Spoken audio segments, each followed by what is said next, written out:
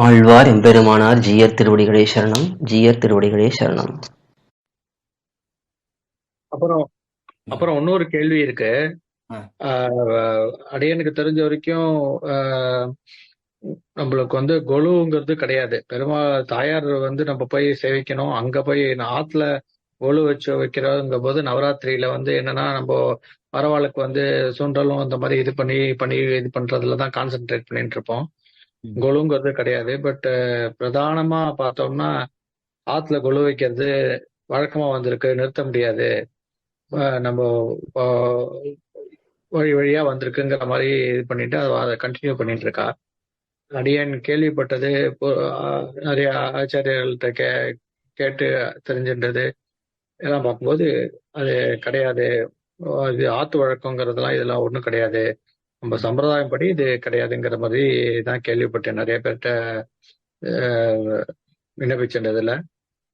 அதுவும் ஒரு தெளிவு வேணும்.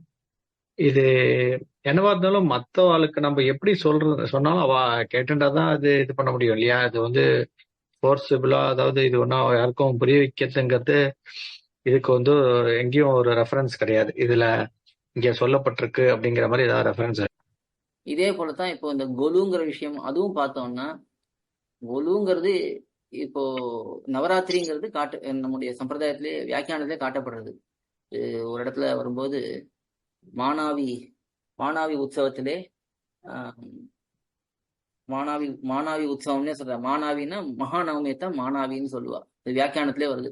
மானாவி உற்சவத்திலே அலங்காரங்கள் எல்லாம் பண்ணுவதை போலே அப்படின்னு ஒரு இடத்துல வியாக்கியானத்துல வருது.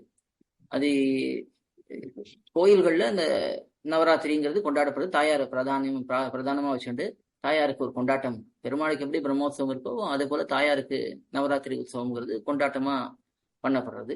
இப்போ ஆத்துல நம்ம கொலு வைக்கிறதுங்கிறது ஏதோ ஒரு காலத்துல ஏற்பட்டிருக்கும். அதாவது இப்போ ஏதோ இந்த அளவுக்கு தான் பொம்மைகள்லாம் அப்பெல்லாம் கிடையாது. ஏதோ ஒரு 4 பொம்மை இருந்திருக்கும். அந்த பொம்மையை வச்சுட்டு சரி குழந்தைகள் ஏதோ அவளுக்கும் இப்போ பெருமாள் விளையாட்டு அது மாதிரிலாம் பண்றாள். அது போல இந்த 9 நாள் இங்க பெருமாளுக்கு ஆத்துல ஏதோ பண்ணுங்கோ அப்படின்னு சொல்லி ஆரம்பிச்ச வழக்கம் இருக்கும். அது மற்றவர்கள் பண்றதை பார்த்து அது கொஞ்சம் கொஞ்சமா பெருசாகி அதுக்கு கலசம் வைக்கிறது, அதுக்கு நேரம் பார்க்கறது, நாள் பார்க்கறது, அப்புறம் அதுக்கு ஏதோ தடிகை அம்சம் பண்றது, இதெல்லாம் புதுசா வழக்கங்கள்லாம் வந்துடுது. கொலுங்கிறது ஏதோ ஒரு சமூகத்துல இருக்கக்கூடியவர்களை ஒண்ணு சேர்க்கறது. இப்ப 4 ஸ்ரீ வைஷ்ணவ குழந்தைகளை கூட்டு நம்ம மாத்துல ஒரு சிறிய திருமடல் பாராயணம் பண்ண வைக்கிறது, கோஷ்டி சேவிக்கிறது, அவர்களுக்கு ஒரு உற்சாகப்படுத்துறது, இதை போல பண்ணுனா அது சரி, அதுல ஒன்றும் தவறு இல்லை. ஆனா அந்த கொலுவில புதுசா பண்றது, அதை பெருசா வைக்கிறது, போட்டியா வைக்கிறது, இப்படியெல்லாம் வச்சு அதுக்கப்புறம் அது தேவதாந்திரங்கள்லாம் வந்துடுறது, எதோ வந்துடுறது இல்லை. இப்படியெல்லாம் அது கொண்டு அதை மொத்தமா அதோடைய குறிக்கோளையே மாத்திட்டோம்னா அப்ப அது பிரயோஜனம் இல்லை. அதாவது இப்ப கொலுங்கிறது அது ஒரு வைக்கக்கூடாதுங்கிறது இல்லை. ஏன்னா அது ஏதோ நம்முடைய ஆத்துல ஒரு அழகா அலங்காரம் பண்ணி ஒரு பெருமாளை ஒரு பெருமாளுடைய உருவத்தை திருமேனியை எழுந்தருள பண்றோம்னு வச்சுக்கலாம்.